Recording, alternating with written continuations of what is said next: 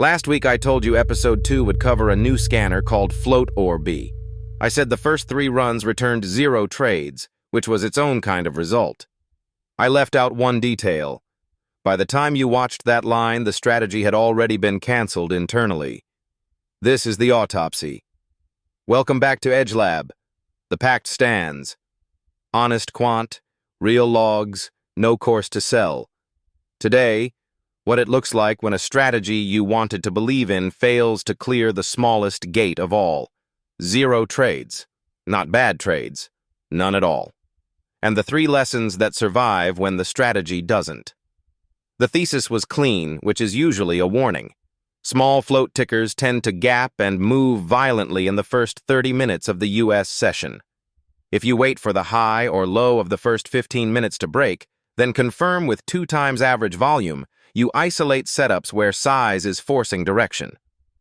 The retail backtest literature on this is genuinely encouraging. Sharpe numbers north of 1, win rates around 45% with 2-to-1 payoff. The kind of equity curve that makes you want to write code. So I wrote the code. The scanner was scaffolded in late March. Universe of 19 tickers, all under 15 million float, all with a history of pre-market gap activity.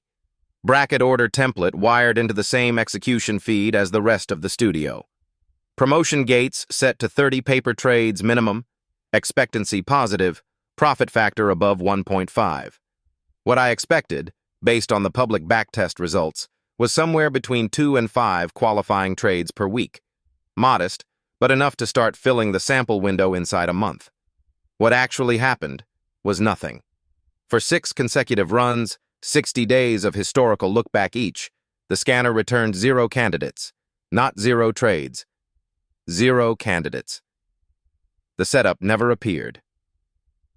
Here is what I missed in the original design. The universe was static. 19 tickers, chosen from a snapshot taken March 27th. Those tickers were chosen because they had recently exhibited the exact behavior the strategy was designed to catch.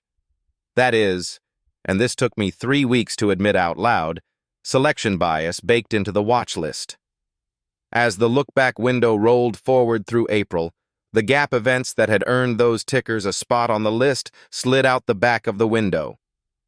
Nothing in the strategy refreshed the universe. The scanner kept looking at 19 names that no longer had any reason to be on the list.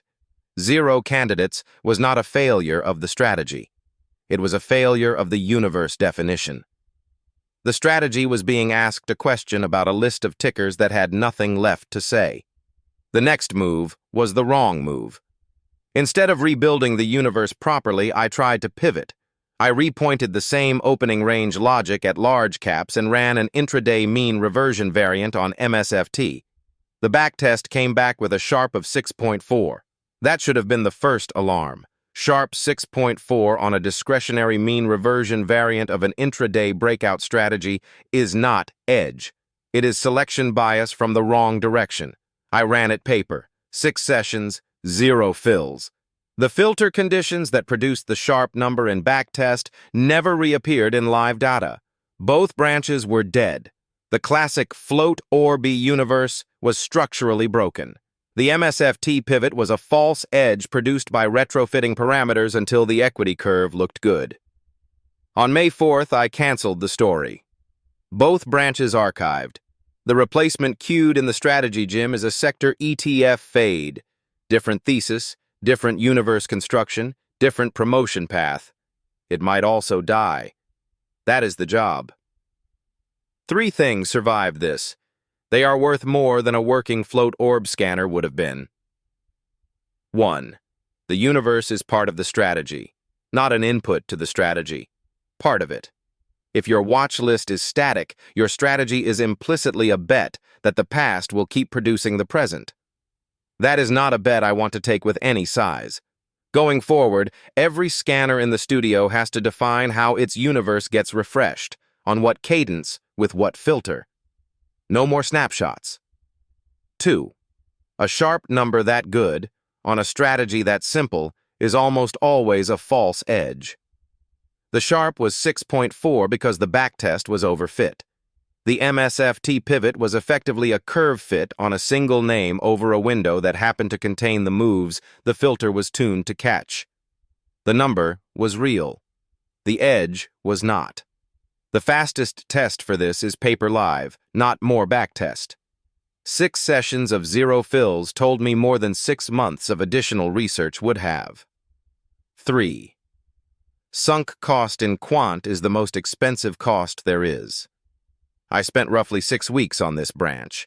Not full-time, but enough that walking away felt like failure. It was not failure. Canceling a dead strategy is the same operation as graduating a live one. Both are the system doing its job.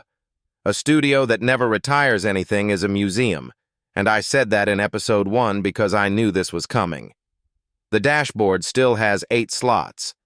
One of them is now empty, waiting for the sector ETF fade scaffold to earn its place. Empty is fine. Pretending Float ORB was still alive while we filmed this would not have been. If this kind of post-mortem is why you subscribed, the build log on Friday will cover what the sector ETF fade scaffold actually does and what its first universe definition looks like. If you have ideas on how to refresh a small float universe without reintroducing the same selection bias, the comment section is the right place. The audience is part of the loop here. Episode 3 ships next week. Topic: what happens when a self-healing studio meets a tracking gap that has been hiding in plain sight? Spoiler in advance, the gap is real. The autopsy will be longer than this one, and the conclusion is not flattering. Until then, watch the logs, not the gurus.